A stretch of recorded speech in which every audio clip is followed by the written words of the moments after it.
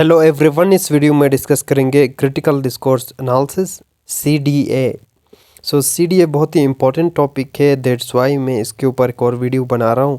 क्योंकि ऑल्दो मैंने एक वीडियो बनाया हुआ है डिटेल के साथ CDA के ऊपर, जिसमें हमने बात की थी कि CDA क्या है, फिर उसका कंपैरिजन किया था डिस्कोर्स एनालिसिस के साथ, DA के साथ, एंड देन हमने डिस्कस किया हुआ था कि how to do critical CDA, critical discourse analysis करते किस तरह है, उसकी ब्रीफ हिस्ट्री, वो सब कुछ हमने डिस्कस किया हुआ था एक वीडियो में, आप देख लें, प्लेलिस्ट में होगी।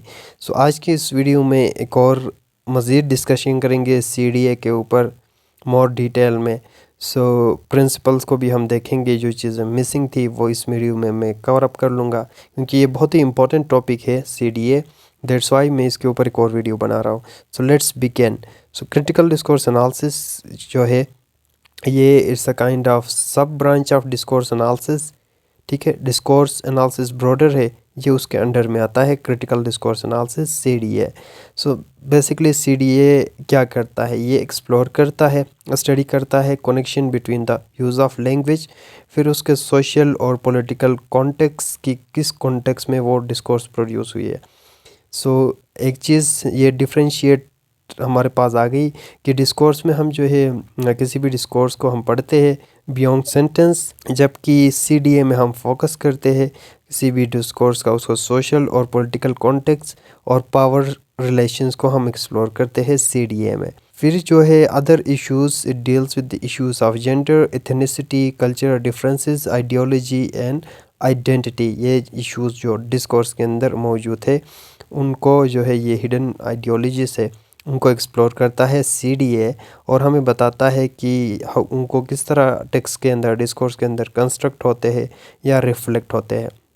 कुछ प्रिंसिपल्स है CDA के, वो हम डिस्कस करेंगे।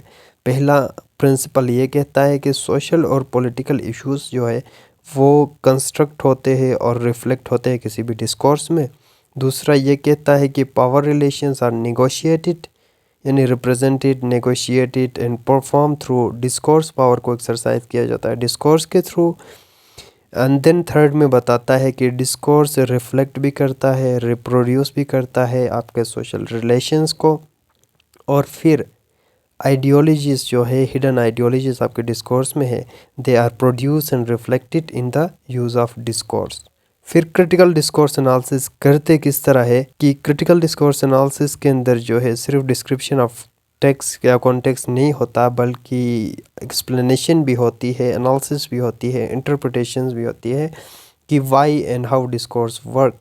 फिर एनालिसिस में आप देखेंगे फ्रेम ऑफ द टेक्स्ट देखेंगे, नोशन ऑफ फोरग्राउंडिंग देखेंगे, and topicalise the sentences in the text, और फिर एजेंट पेशेंट रिलेशनशिप को एक्सप्लोर करेंगे किसी भी डिस्कोर्स के अंदर।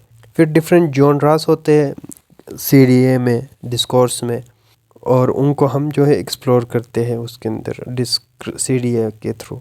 फ्रेमिंग क्या है?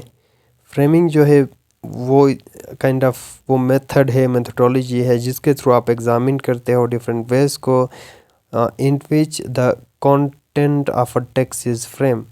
किस फ्रेम में आपका कॉन्टेक्स्ट बना हुआ है टेक्स्ट का, वो आप एनालाइज करते हैं। फिर एक और अप्रोच है जिसको मल्टी मोडालिटी कहा जाता है। मल्टी मोडालिटी में जो है many readings of the text are constructed not just by the use of words, by combination of words. Modality it's a multi disciplinary या मल्टी फैसेटेड अप्रोच है, जिसमें आप डिफरेंट तरीक़े अप्लाई करते हो, मल्टीपल प्रोस्पेक्टिव से देखते हो।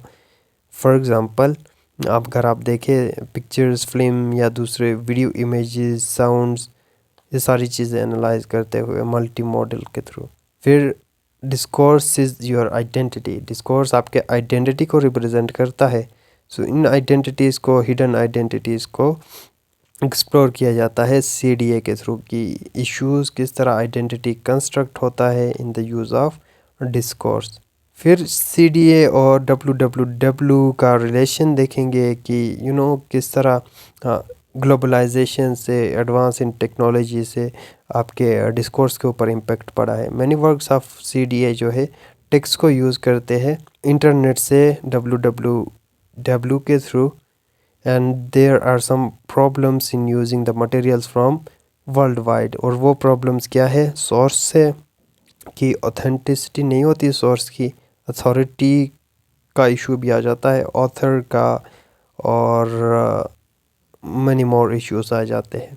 कुछ एडवांटेजेस भी है www यूज़ करने के, और वो ये है कि it's very easy to find कि आप ब्राउज़ करते हो और इतना डेटा आपके सामने आता है, रिलेवेंट डेटा आपके पास आता है, और एआई ने ये काम और भी आसान कर दिया है। And it is use in research base, research में भी आप यूज़ कर सकते हैं। कुछ क्रिटिक्स है सीडीए में, उनको हम डिस्कस करते हैं। पहला है विडोसन जो है वो कहते हैं CDA should include discussion about the producers and consumers of the text. फिर वेन नोपन वो कहते हैं CDA does not always consider the role of reader in consumption and interpretation, यानी क्रिटिसिज्म करते हैं सीडीए के ऊपर। फिर शेगलोफ, ये बहुत ही इंपॉर्टेंट है। शेगलोफ इनकी मॉडल हमने डिस्कस की थी कन्वर्सेशन एनालिसिस की।